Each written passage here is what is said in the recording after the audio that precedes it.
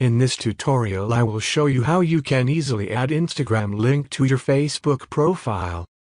First open up the Facebook app. Then go to our Facebook profile page.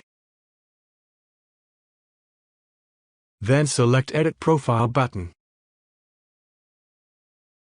Scroll down to the very bottom until we find links here. Now let's add a link. Here select Add Social Media. On the platform select Instagram. Now go over to your Instagram app. And you need to copy your username.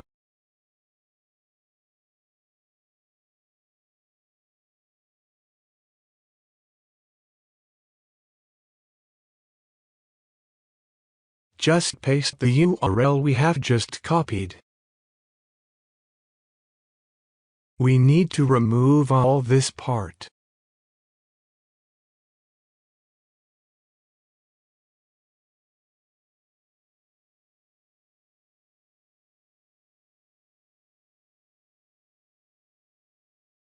And just leave the username.